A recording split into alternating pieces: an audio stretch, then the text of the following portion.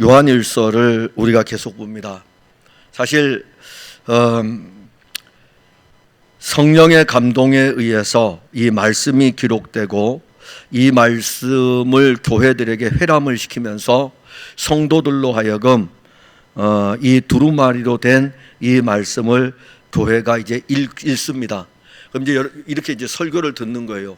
설교를 이런 이 예배당의 시스템이 아니고, 그때는 대부분이 AD 90년 경만 하더라도 아직은 대부분이 가정교회 형식입니다. 그러니 이렇게 빙도 우리로 쉽게 말하면 뭐 구역 예배, 그보다 조금 더 확장하면 되겠죠. 조금 더 확장해가지고 그렇게 모여 있는 무리들에게 하나님의 말씀을 가지고 이렇게 회람된 말씀을 가지고 이렇게 읽어드립니다. 그러면 그때에 그 모여 있는 성도들은 이 말씀을 받으면서 믿음이 자라게 되고, 자랄 뿐만이 아니라 이 말씀이 그들 안에서 또 일함으로 말미암아 교회 공동체로 같이 세워져 갑니다. 그러니까 우리가 그때 당시로 조금 돌아가면 돼요. 지금처럼 이렇게 우리 모두가 다 성경책을 가지고 있는 시기가 아닙니다.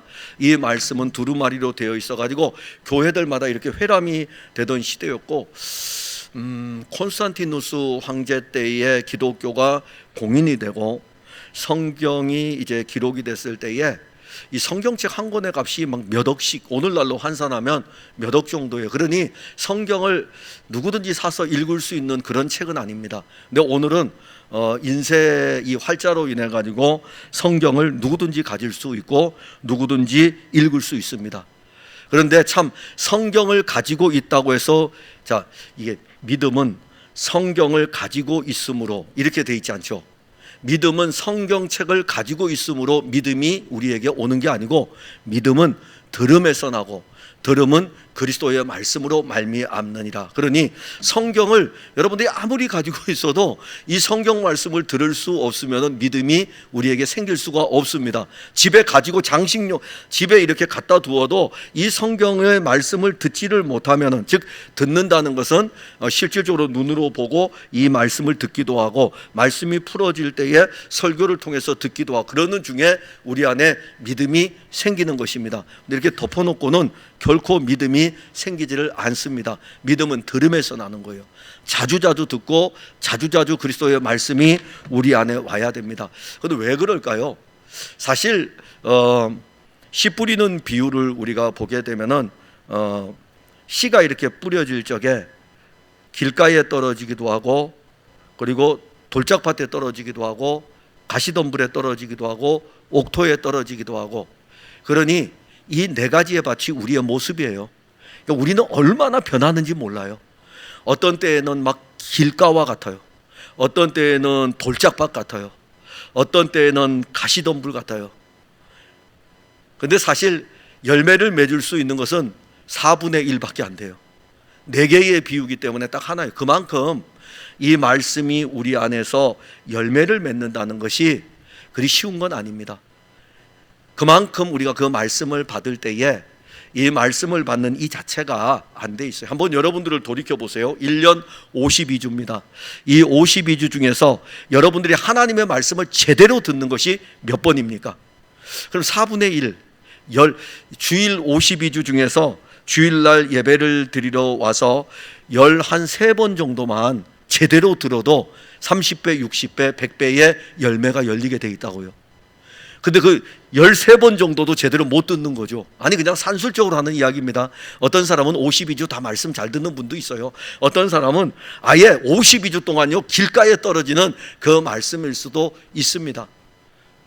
그만큼 이 말씀을 듣는 데에는, 말씀을 들으면은 그 말씀이 우리 안에서 열매를 맺어 우리의 믿음을 견고하게 할 뿐만이 아니라 한면에서는 이 말씀이 우리에게 열매 맺지 못하게 하는 일들도 일어난다는 것을 우리가 알아야 됩니다. 자, 그러면 이제 요한일서를 쓸 때가 예수님 승천하시고 나서 사도들에 의해서 말씀들이 이제 기록이 됩니다. 기록이 되는데 늘 요한일서를 쓸 적에 이 편지를 볼 때 그때의 교회의 모습입니다. 그 교회의 모습을 볼 적에 오순절 성령이 강림했을 적에 예수님 승천하고 오순절에 성령이 강림하고 사도들에 의해서 복음이 전해졌을 적에 예루살렘 교회가 세워지게 됩니다. 그러면 항상 늘 사도행전 2장과 사도행전 4장의 예루살렘 교회의 모습을 보시면 돼요. 그 모습하고 지금 60년이 지난 뒤에 교회의 모습을 여러분들이 함께 이렇게 같이 이렇게 보시면 돼요. 이렇게 두 개를 이렇게 왔다 갔다 하면서 보시게 되면은 60년이 지난 뒤에 교회가 어떤 상황까지 지금 오게 됐는지를 우리가 알 수 있습니다. 자, 역으로 물어봅시다. 여러분들이 교회를 60년을 다니면 신앙이 더 좋아져야 되겠죠. 그죠? 60년을 다니면 신앙이 더 좋아져야 되겠죠. 제가 63인데 제가 23살에 21살인가 2살에 교회를 처음 나갔거든요. 40년이 지금 지났어요. 앞으로 20년이 더 지나게 되면 60년인데 교회 다닌 지, 그럼 제 믿음이 더 좋아져야 되겠죠. 근데 첫사랑의 그 감격을 잊을 수가 없어요. 그 첫사랑의 감격이 계속되느냐? 그렇지 않아요. 그럼 60년 동안, 40년 동안, 50년 동안 이 말씀을 먹으면서 이 말씀 안에서 자라갔느냐? 또 그런 면을 또 보기는 또 뭐라고 평가하기는 되게 어려워요. 근데 여러분들 자신에게 한번 물어봅시다. 교회 다닌 지 여러분들이 30년, 40년 되는 동안에 여러분들이 신앙이 자랐습니까? 아니면은 그저 못합니까? 오순절 성령이 강림하고 교회가 시작되었을 적에 사도행전 2장과 4장에 이 아름다운 사랑의 공동체가 60년이 지난 뒤에 지금 어떤 일들이 벌어지고 있냐면은 이 편지를 쓸 수밖에 없었던 우리가 서로 사랑하자, 이게 쓸 수밖에 없어요. 사도행전 2장과 4장에서는 우리가 서로 사랑하자는 말씀이 없어요. 우리가 서로 사랑하자는 말씀이 없어도 서로 사랑하고 있어요. 사랑이 넘치고 얼마나 풍성한지 모릅니다. 2장과 4장 한번 쭉 보세요. 보게 되면은 자기의 것을 자기의 것으로 여기지 아니하고 자기중심적인 게 하나도 없어요. 그냥 함께 모여서 떡을 떼고, 이 함께 모여서 떡을 뗄 때마다 그 말씀을 더 깊이 알기를 원했고, 그뿐만이 아니에요. 그들은 집으로 돌아가게 되면, 교회 공동체로 오게 되면은 자기들이 모든 걸 가지고 와서 함께 사랑을 나누며 말씀의 떡을 떼고, 이 말씀의 떡을 뗀 것을 가지고 이제 집으로 돌아가게 되면 집에 가서 이 말씀의 떡을 또 떼는 거예요. 이 말씀의 떡을 또 떼면서 그 집에서 그 말씀들을 또 한번 누리는 것입니다. 그러니 이 초기에 스데반의 일로 인하여 가지고 예루살렘 교회가 위기를 만나기 전까지만 하더라도 교회가 얼마나 아름답게 성장하고 있는가를 볼 수가 있습니다. 그런데 60년이 지난 뒤에 요한이 교회들에게 편지를 보낼 때에 사랑하는 자들아 우리가 서로 사랑하자라고 이렇게 편지를 씁니다. 이 말씀 왜 쓸까요? 사도행전 2장과 4장에 그 모습이 없기 때문에, 그 모습이 없기 때문에 쓰는 거예요. 그 모습이 있으면 굳이 이렇게 쓸 필요가 없습니다. 그래서 우리가 사랑하는 자들아 우리가 서로 사랑하자 이렇게 하면서 7절에 보게 되면 시작이 사랑하는 자들아예요. 사랑하는 자들아. 지금 사도 요한은 교회의 모든 성도들을 이렇게 표현합니다. 사랑하는 자들아. 근데 서로 사랑하자라고 했기 때문에 지금 이 부분을 우리가 볼 때에 사랑하는 부류도 있지만은 사랑할 수 없는 사람들도 그 안에 있습니다. 그럼에도 불구하고 이 모두를 다 통틀어서 그냥 사랑하는 자들아 이렇게 말씀하는 거예요. 항상 우리를 사랑하는 자들아라고 말씀하는 것은 7절부터 13절에 중요한 것이 우리가 누구 안에 있느냐라는 것을 알려줍니다. 그것을 가지고 나가는데, 자, 우리가 서로 사랑하자라고 했을 적에 이 사랑이 어디서부터 출발이 되느냐 하는 것입니다. 보통 교회에 오게 되면 사람들 교회가 사랑해야 된다 이렇게 이야기합니다. 그 출발이 어디일까요? 그 출발이 교회가 사랑해야 돼. 야, 우리 다 사랑해야 돼. 어디일까요? 우리예요. 우리 자기예요. 그래서 자기가 중심이 돼가지고 사랑하자고 이야기하고 있고 사랑하라고 이야기하고 있고 다 자기가 중심이 됩니다. 근데 여기 오늘 본문에서 우리에게 알려줄 때에 사랑은 어디에게 속해 있냐면은 내게서부터 출발되는 것이 아니라 하나님께 속하여 있는 것입니다. 사랑이라는 이 자체는 하나님께 속한 거예요. 그러면 이 사랑을 이해하려면 하나님께 속한 사랑을 먼저 알아야 됩니다. 하나님께 속한 사랑을 알지 못하고는 이 사랑이 우리에게서 나타날 수가 없습니다. 그러면 하나님께 속한 사랑은 어떤 사랑이냐면은 9절에 보게 되면은 하나님의 사랑이 우리에게 이렇게 나타난 바 되었다라고 하면서 하나님의 사랑에 대한 어떤 본질에 대한 이런 부분, 이론적인 거 전혀 말씀 안 합니다. 하나님의 사랑이 우리가 이해하기 쉽도록 우리에게 어떻게 나타났는지를 먼저 말씀합니다. 뭐 철학을 가지고 사랑은 이렇고 사랑을 가지고 정의를 내릴 때에 지금 교회 안에 침투한 세력들이 누굽니까? 교회 안에 침투한 세력들이 앞에 부분에 우리가 어떤 문제를 다루었죠? 적 그리스도에 대한 부분, 예수께서 하나님의 아들 그리스도이심을 부인하는 이 세력들이 교회 안에 들어왔습니다. 그래서 신령한 일에 관한 것들을 말씀하고 있는 것입니다. 그러면 그 부류들이 들어왔다는 것은 교회 공동체를 어지럽게 하는 것이고, 교회 공동체에 있었던 이 사랑들이 이런 일들로 인해서 대립이 생기게 될 것이고, 대립이 생김으로 말미암아 판단을 하게 될 것이고, 판단을 할 뿐만이 아니라 편을 나누는 일들도 일어날 것입니다. 그래서 이 부분을 풀어갈 적에 교회에 이 말씀을 받을 모든 그리스도인들에게 사랑이 어떻게 나타났는지를 먼저 알려주는 거예요. 사랑은 하나님께 속했는데 하나님께 속한 이 하나님의 사랑이 어떻게 나타냈느냐. 만일 여러분들의 자녀를 키울 적에 여러분들의 자녀에게 이렇게 한번 이야기해 봅시다. 야, 내가 너를 얼마나 사랑하는지 알아라고 하면서 이론적으로 막 설명하는 거예요. 사랑은 이런 것이고 이러면서 쭉 설명해서 애들은 들으면서 도대체 저 사랑이 뭘까 아무것도 몰라요. 자녀들은요, 그냥 사랑이라는 이 자체를 알아요. 부모가 자식에게 사랑을 하고 있다는 것을 알아요. 그 자녀가 거역의 본성 때문에 대들고 그래서 그렇지, 자녀는 사랑이 뭐다라고 이론적으로 정의를 안 내려도, 왜냐하면 부모로부터 나타나는 것이기 때문에. 하나님 아버지도 사랑이셔요. 자, 이 사랑인데 이 사랑이 나타났어요.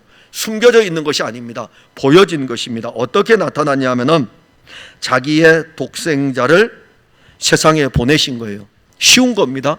하나님의 아들, 하나님의 독생하신 아들을 세상에 보낸 겁니다. 왜 보냈을까요? 왜 보냈을까요? 이게 이제 사랑의 중요한 핵심입니다. 영광과 존귀를 받기 위해서 보냈습니까? 아니면은 이 하나님의 아들이 당해야 될 그 고난을 알면서도 하나님 아버지께서 보내셨을까요? 자, 하나님 아버지께서는 이 아들이 가야 할 길을 아셔요. 이 아들이 가야 할 길을 아시면서 이 아들을 이 세상에 보내셨어요. 그럼 이 아들이 왔어요. 이 아들이 와서 이 아들은 육신으로 이 땅에 이제 태어나게 됩니다. 하나님의 사랑이 나타난 거예요. 육신으로 태어났습니다. 원래 하나님의 아들이 이 세상에 올 때에는 어떻게 와도 부족함이 없어요.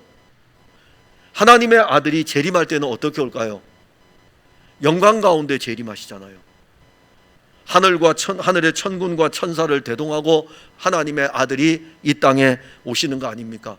그런데 하나님의 아들이 초림을 할 때에는 아무도 환영하지 않는 우리와 같은 육신의 몸을 입고 이 땅에 왔고, 베들레헴 말 구육관에 탄생하시고 애굽으로 피신을 가셨다가 다시 돌아와서 나사렛이란 동네에서 사시고, 그냥 나사렛이란 동네에서 부유하게 산 것도 아니에요. 정말 가난하게 사셨어요.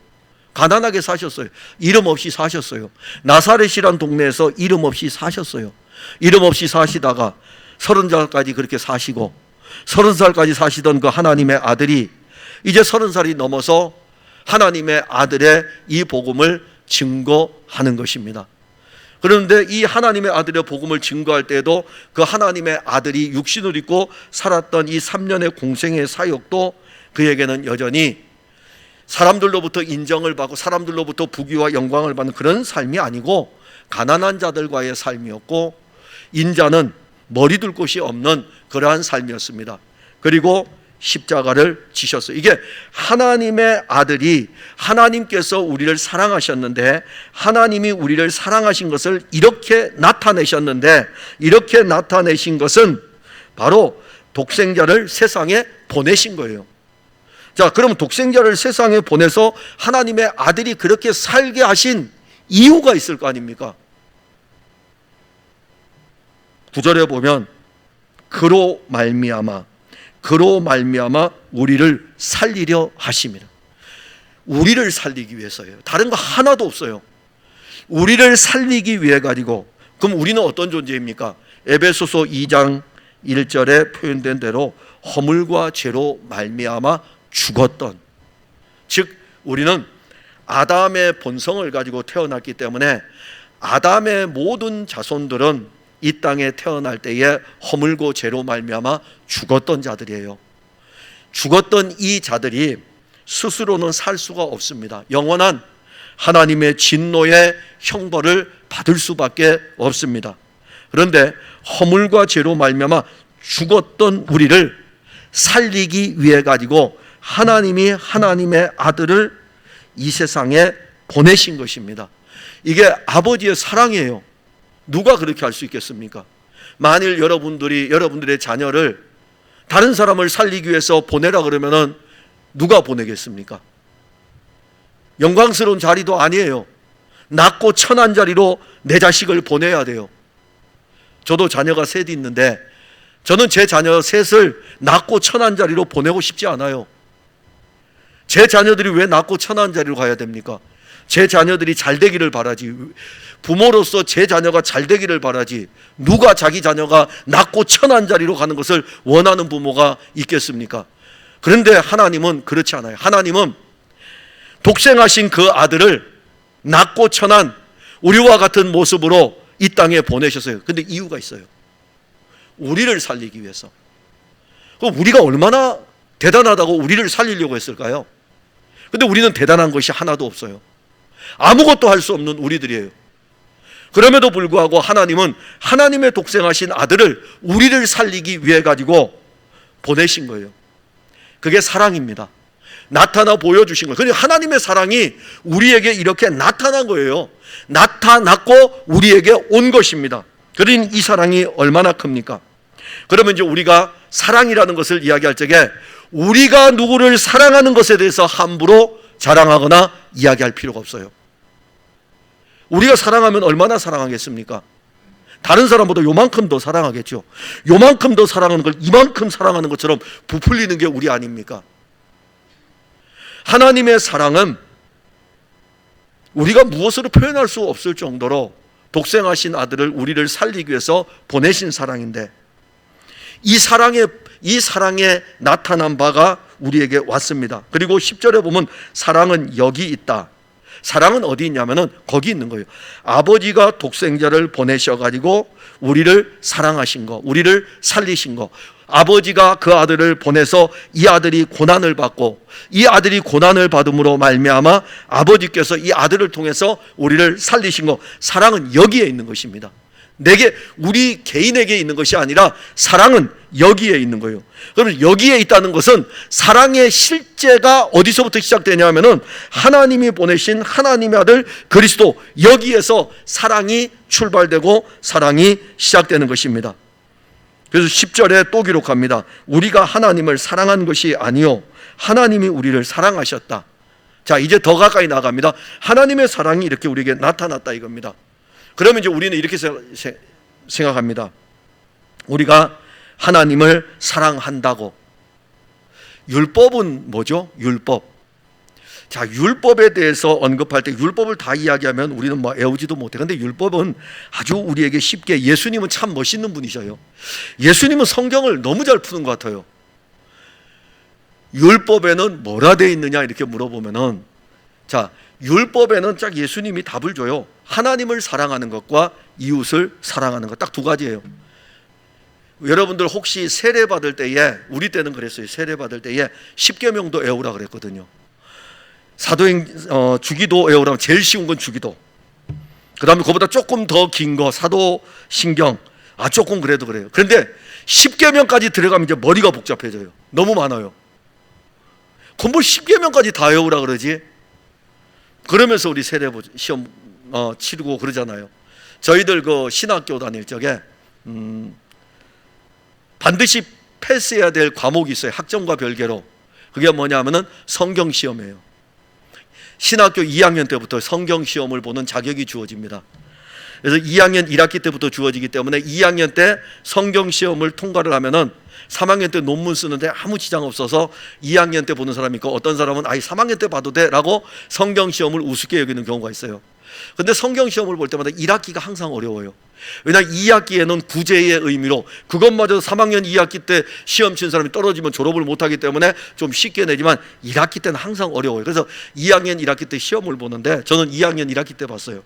보는데 얼마나 어렵게 났냐면은 성경 암송이 몇 개가 나와 있어요. 뭐 야곱의 축복에 대해서도 나오기도 하고, 그럼 애워서 암송해서 쓰는 거예요.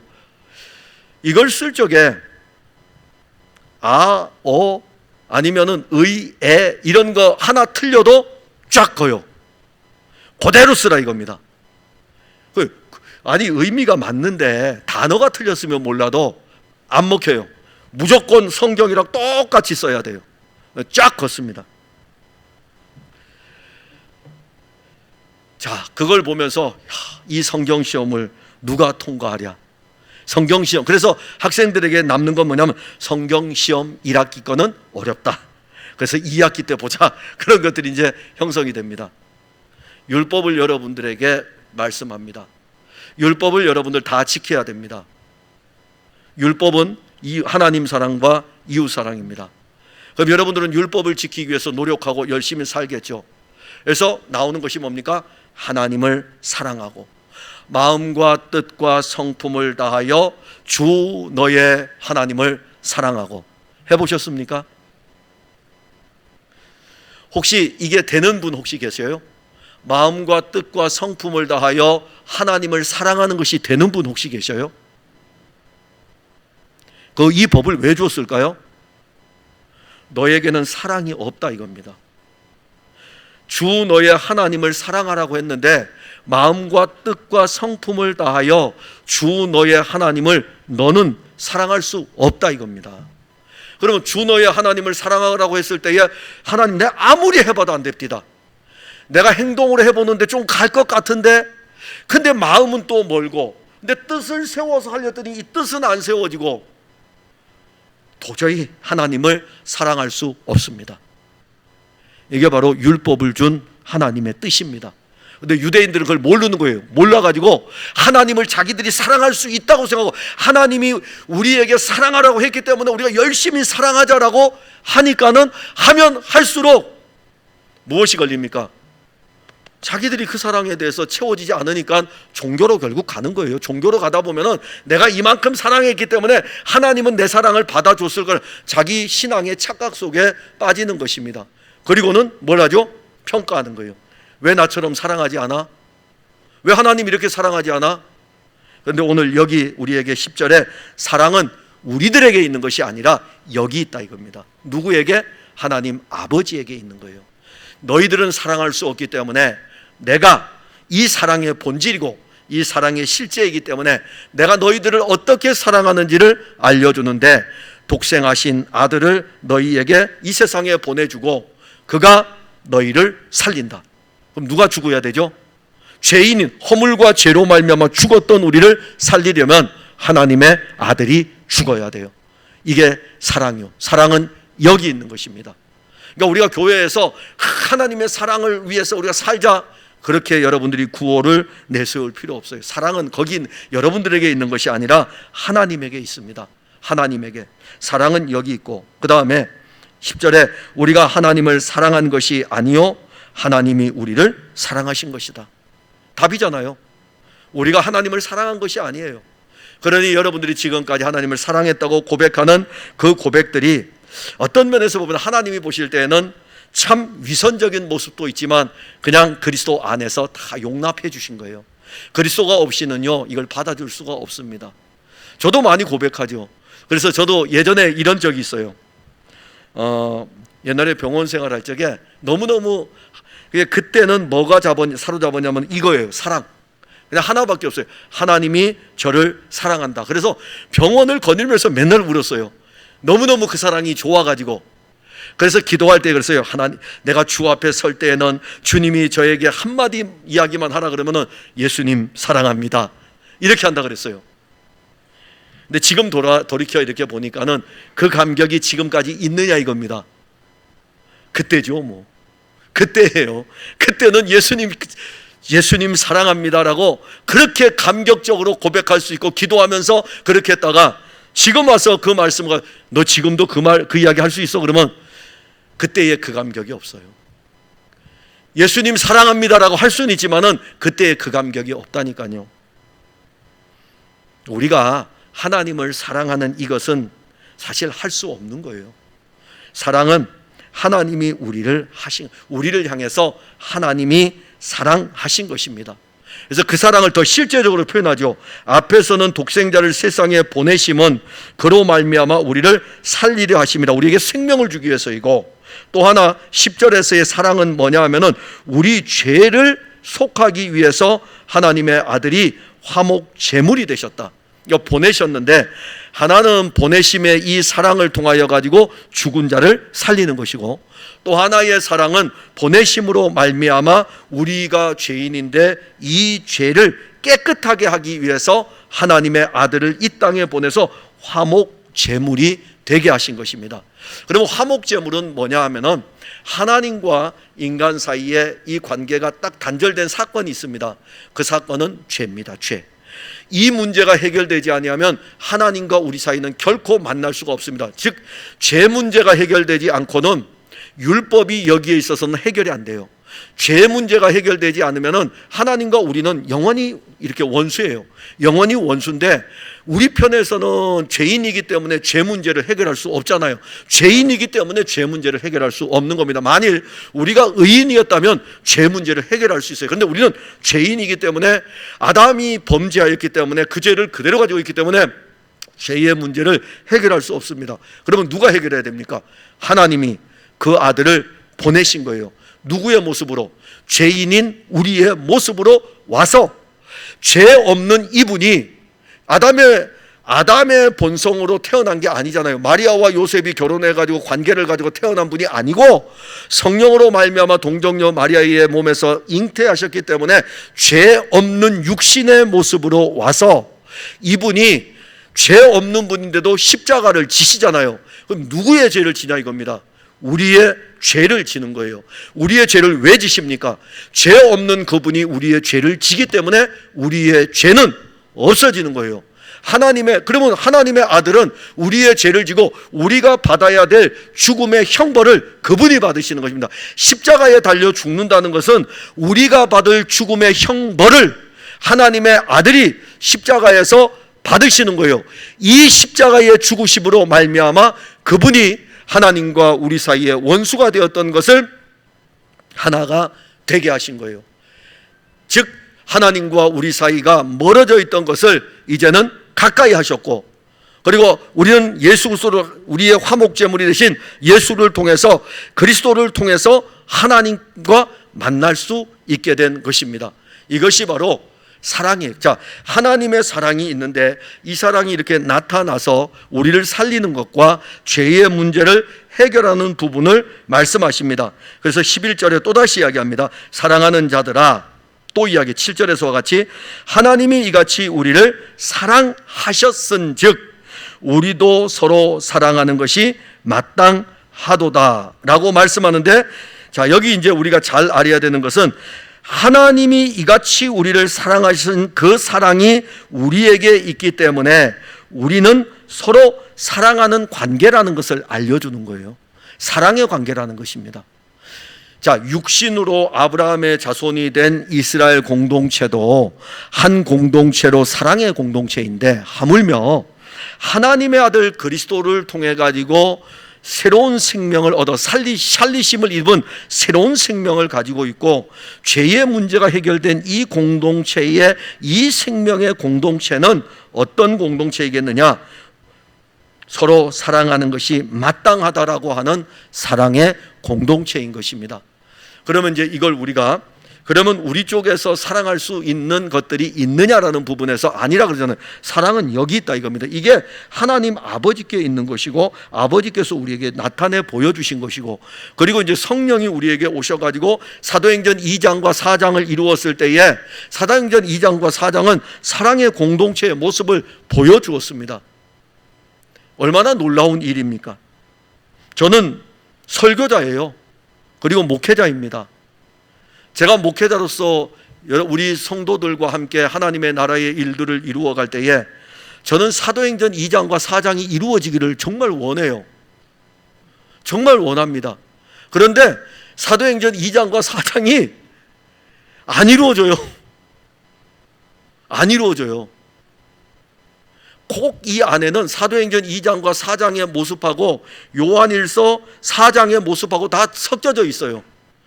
어떤 사람 안에는 이루어지고 있고 어떤 사람 안에는 또 사랑하자라고 하는 모습도 나오고 이게 지금 섞여 있어요. 혼재해 있어요. 네, 목회자로서의 해야 될 일은 그리스도를 끊임없이 증거해 가지고 그리스도를 통해서 이 사랑이 실제가 되어서 실천될 수 있도록, 율법이 아니라 사랑이 되어지도록. 그러면 이게 서로 사랑하는 이 관계는 생명의 관계이기 때문에 가능한 것입니다. 이게 유기적 연합이라 그러는데, 근데 이 부분이 되게 어렵긴 해요. 얼마 전에 어떤 목사님이 저한테 그걸 물었어요. 뭔 이야기를 물어보길래 제가 갈라디아서 2장 20절을 이야기했어요. 그래서 우리는 죽었고 우리 안에 그리스도께서 사신 것입니다 라고 했을 때에 그분이 그걸 물었어요. 그리스도께서 사시는 것이 뭡니까? 라고 이렇게 물었어요. 제가 다른 거 답을 내가 그건 답을 줄 수가 없다고. 이게 성경에 나오는 어떤 글의 내용이 아니고 이건 믿음의 문제가 아니겠느냐. 근데 제가 이 이야기를 했어요. 제가 솔직히 말씀드리면 저 그것 때문에 1년 동안 강단에서 기도했어요. 그리스도께서 내 안에 사시는 것이 무슨 의미입니까? 이게 무슨 의미입니까? 저는 성경을 읽을 때 갈라디아서 2장 20절 하나님 너무 좋습니다. 이렇게 좋은 말씀이 어디 있습니까? 그래서 그걸 기도하면서 내가 그리스도와 함께 십자가에 못 박혔나니 이 찬송을 부르면서 새벽의 시간에 이렇게 혼자 부르면은요 그냥 너무너무 좋아가지고 눈물을 흘려요. 그런데 기도 끝나고 내려오면은 내 안에 그리스도께서 사시는 것이라 도무지 모르겠는 거예요. 심지어요 어떤 생각까지 했냐면은 예수님, 이게 그리스도가 마시는 겁니까? 내가 마시는 겁니까? 아니 제가 진짜 갈등이 심해가지고요 예수를 안 믿는 게 아니에요. 내 안에 그리스도께서 사시는 것이 실제여야 되는데 이 실제를 뭔가를 나타내야 되는데 교인들에게 설교를 해야 되는데 이게 지금 내 안에 그리스도가 사시는데 이 물 지금 손 누가 잡았죠? 제가 잡았죠. 제가 마시죠. 이게 자꾸 해결이 안 되는 거예요. 1년입니다. 1년. 근 1년 동안요. 그리고 답을 얻었어요. 답을 얻었기 때문에 그 목사님이 저한테 이야기했을 때 제가 뭐라고 말할 수 없는데 이거는 내 안에 그리스도가 사시는 것이 누려지는 것일 뿐인데 근데 뭐라고 딱 설명을 해줄 수가 없는데 근데 문제는 이거예요. 저한테 또 그럼 교인들이 어떻게 알겠느냐 이겁니다. 당연하죠. 이걸 육으로 설명할 수 있는 문제가 아니기 때문에 더더욱 어려운 거예요. 그럼 이 문제 해답은 없느냐? 아니, 있어요. 제 안에, 바울 안에도 내 안에 그리스도가 사신 것이라고 이루어 주셨는데 제 안에도 그리스도가 사시는 것이라고 이루어 주셨는데 하물며 여러분들 안에는 안 이루어지겠습니까? 이루어지죠. 근데 그것을 우리는 자꾸 육신으로 접근해가지고 육신으로 이해를 하려는 거예요. 성경은 육신으로 이해하는 문제가 아닙니다. 성령으로 말미암아 이 말씀이 내 안에 실제가 되기를 위해서 구하는 거예요. 아니 말씀은 생명이기 때문에 이 말씀은 우리 안에 실제가 되는 것입니다. 그래서 여러분들 신앙생활하면서 사랑은 분명 여기 있다. 하나님 아버지께 속한 것이고 하나님 아버지께서 우리에게 준 것이고 우리도 서로 사랑하는 것이 마땅하다 했을 때에 율법적으로 가게 되면 또 사랑이 여기 있다는 것을 버린 거예요. 사랑은 율법을 내가 지킴으로 사랑을 할 수 있는 사랑하자라고 하면서 되는 게 아니고 사랑은 여기 있다니까요. 여기가 누구라고요? 하나님 아버지께 있는 것이고 아버지가 그 사랑 아들을 보내신 것이고 사랑은 여기 있으니까 여기서 이 은혜를 알아야만이 서로 사랑하는 것이 무엇인지를 알게 되는 것입니다. 그러니까 여기 있다는 것을 알고 있는데 서로 사랑하자 그러니까는 이거와 관계없이 여기서 사랑하려고 하니까는 늘 신앙생활이 힘들어지는 거예요. 그러면 이것을 또 알기 위해서 우리가 보지 않았던 8절의 말씀이 나옵니다. 사랑하지 아니하는 자는 하나님을 알지 못하나니 이는 하나님은 사랑이심이라. 여기 알지라고 하는 기노스코라는 단어가 나옵니다. 헬라어 기노스코, 지식이 아닙니다. 지식으로 내가 하나님을 아는 걸 이야기하는 것이 아니라 이 하나님에 대해서 관계해서 아는 거예요. 관계해서. 자, 여러분들은 저에 대해서 여러 가지를 알 수가 있습니다. 그죠? 그런데 저에 대해서 처음에는 들어서 알 수 있어요. 듣고 있다가 그 다음에 이제 우리 교회 왔어요. 그 다음에 조금 지내다가 관계하면서 알 수가 있어요. 그러다가 1년, 2년, 3년 다니면서 더 깊은 관계 속에 들어가니까는 더 많이 알게 되는 것입니다. 그럼 하나님을 아는 것은 어떤 걸 이야기하냐면은 머리로 아는 걸 이야기하는 것이 아니라 하나님과 관계 속에서 아는 거예요. 그러면 이 관계는 뭐냐 하면은 하나님이 그의 아들을 보내셨으니까는 이 아들이 믿어지는 사람은 아들을 통해서 하나님과의 관계가 깊어지게 되고 하나님과의 관계가 풍성하게 되고, 그래서 하나님을 안다라는 이 표현은 하나님을 알게 되면은 하나님이 사랑이시라는 것을 알게 돼요. 왜 그렇습니까? 하나님과 이렇게 만나, 하나님과 이렇게 교통하면서 하나님을 알다 보니까는 하나님이 보내신 하나님의 아들이 이 땅에 온 거예요.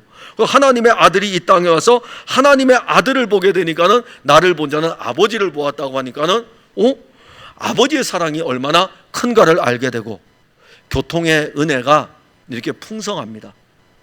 자, 그리고 더 나아가서 12절에 보게 되면은 어느 때나 하나님을 본 사람이 없으되, 자, 사랑에 대한 부분을 언급하면서 이 사랑이 본질이 여기에 있다면은 하나님을 보아야 되거든요.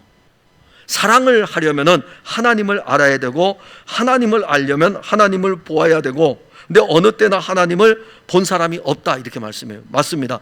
어느 때나 하나님을 본 사람이 없어요.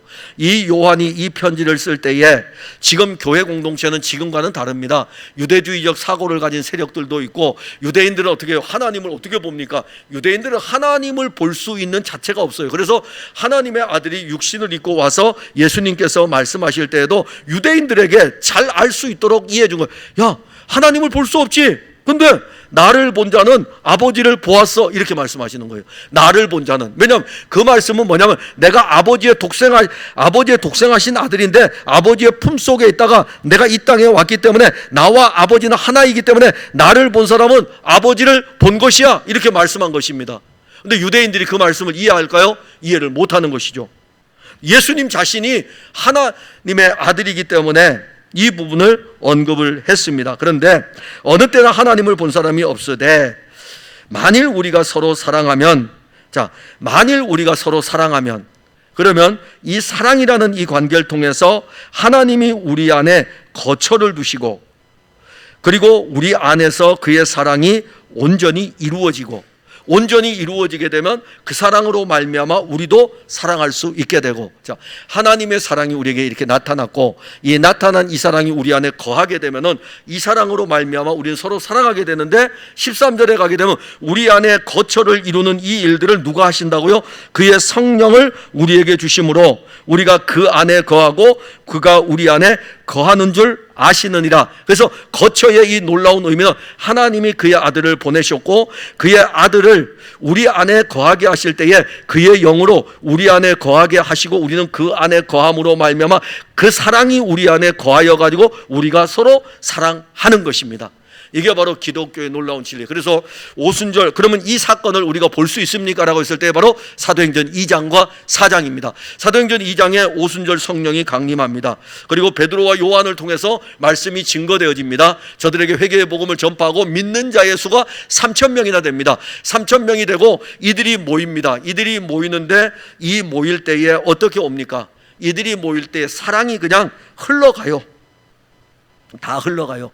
가난한 자들과 부자들 이런 거 언급 없어요. 중요한 것은 다 가지고 와서 한 교회에서 함께 모여가지고 함께 먹고 함께 찬송하고 또 돌아가면 가정의 교회에서 함께 먹고 함께 마시고 함께 찬송하고 이러한 일들이 일어납니다. 사도행전 2장, 사도행전 4장. 그리고 4장의 끝에서는 이런 일들을 하는 이 사랑의 실제적인 일을 하는 바나바의 모습을 보여줍니다. 또 하나가 나와요. 예루살렘 교회에 또 한 사람이 나와요. 누가 나옵니까? 아나니아와 삽비라가 나오잖아요. 아나니아와 삽비라는 바나바의 모습은 이 사랑으로 서로 사랑하는 것이고, 아나니아와 삽비라는 이 사랑이 아니라 자기의 사랑으로 하려고 하니까, 자기의 사랑으로 하려고 하니까는 뭔가를 하려고 하다가 자기가 생각하니까는 이 사랑이 요거는 잠깐 숨겨도 되겠네 라는 생각도 갖게 되고, 이게 자기 사랑이에요. 그러니까 교회 공동체 안에는 사도행전 2장과 4장의 사건을 통하여 가지고 서로 사랑하자는 것은 하나님께 속해 있는 이 본질적 사랑이 우리 안에 거하심으로 말미암아 우리가 서로 사랑을 할 수 있는 관계로 전진되어져 가는 것입니다. 풍성한 교회 성도 여러분, 여러분들은 이제부터는 이 사랑의 깊이가 더 깊어요.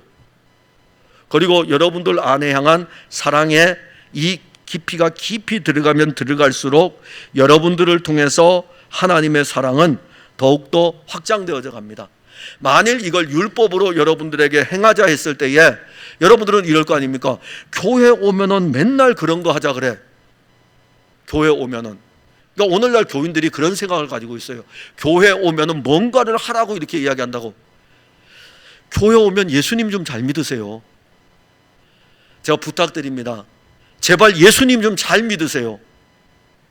말씀이 여러분들 안에 이루어지도록 좀 귀를 열으시고 그 사랑이 여러분들 안에 실제가 되는 것들을 좀 누리셔야 돼요. 이게 이해가 안 되시면 오늘 오전에 설교한 대로 앞으로 예배 시간 20분 전에 교회에 와서 20분 전부터 말씀의 은혜를 입기 위해서 기도하셔요. 기도하셔요. 저도 그렇게 오늘은 와서 그랬어요. 오늘은 그 생각이 나더라고요.